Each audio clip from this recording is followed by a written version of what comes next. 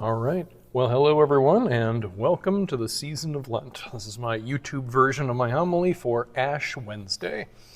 And I just wanted to get this out nice and early. I love Ash Wednesday. It's a very special day for me, as it is for most Catholics.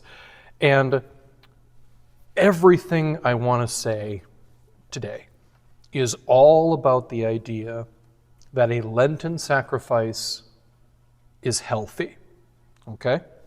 When we give things up for Lent or do something extra for Lent, that is an inherently healthy thing to do, assuming, of course, you're even remotely doing it right. So, to nail down that point, I want to share with you one of the most embarrassing, disgusting, bad habits of my life. It's one of the things I am truly embarrassed about. And some of you, when you watch this video, you're gonna be like, "Yep, I'm right there with you, Father Justin." Some of you are gonna laugh at me, and some of you are gonna think, "Oh, that's disgusting." And why do I do it? It's because I'm a man and I'm weak. I have a great temptation in life that is Bacos. Bacon pieces, whatever. But I go nuts on these things. And how do people normally eat Bacos? They normally put them on a salad or on a baked potato. I don't waste time with the baked potato. When I have this in my kitchen, I unscrew the cap, I pour some of it in the cap, pop it in my mouth, and then I do that again, and the next thing I know, half the bottle is gone. Horribly unhealthy habit. If you don't believe me, let's read the label together, shall we? Ingredients: textured soy protein, vegetable oil, salt, color, yeast extract, artificial flavor. I'm no dietitian.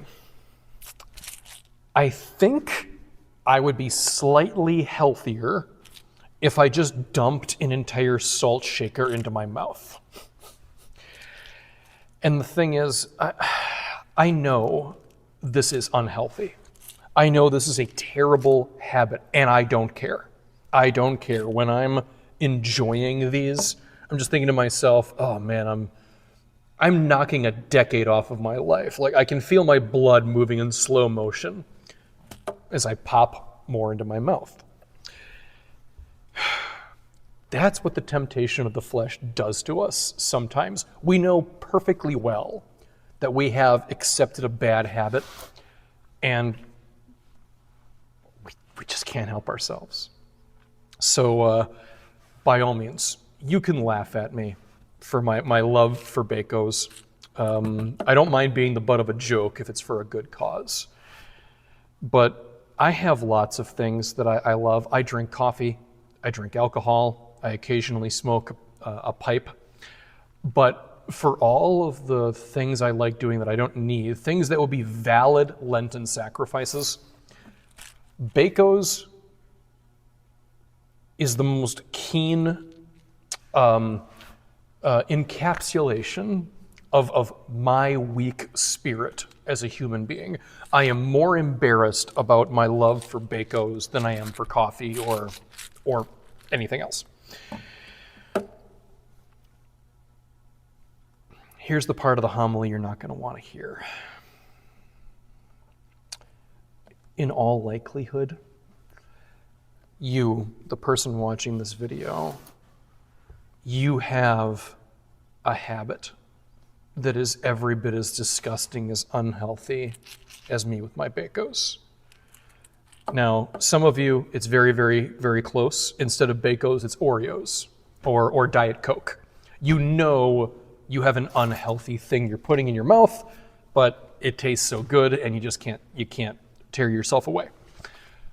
For some of you, you get where I'm coming from, even though it's not a food that's your bad habit. You know you look at your phone more than you should be, and you don't stop. Like I get a on my phone I get a a screen report every, I think, Sunday. Just give me a report on how often I use my phone in a given week. If you get that, I'm sure you look at it and like, wow, I used my phone a lot this week. Oh well, and you keep on doing what you're doing.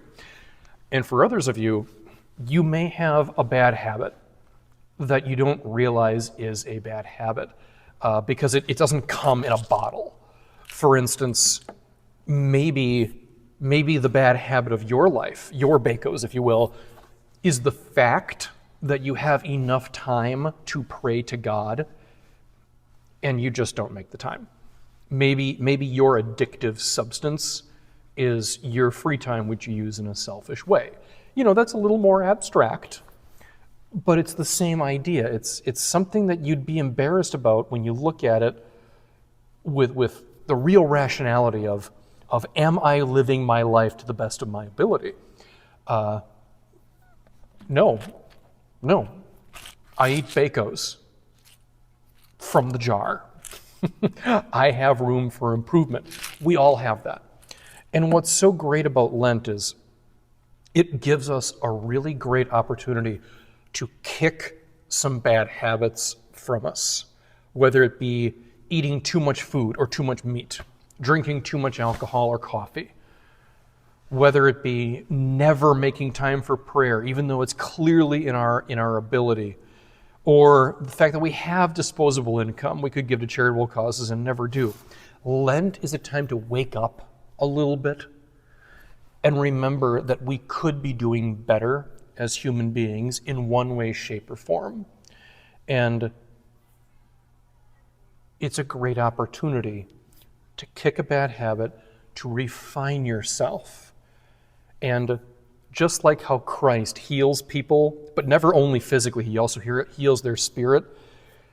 If you do something prayerful and you do something with no health component, you're doing Lent right, because you're growing closer to Christ in your goodness and your prayer. But if you're like me, and if you have a physical bad habit that you're going to kick, then you're probably healing your spirit at the same time. So please remember, Lent is not about torturing yourself. It is not about doing damage to yourself, whipping yourself and all that. None of that. That's bad Lenten practices. Lent, drawing closer to Christ, kicking bad habits, refining ourselves, and purifying ourselves. That is a Lent well spent, and I wish you all the very best of luck, regardless of what your Lenten sacrifice precisely is this year. Thanks, everyone.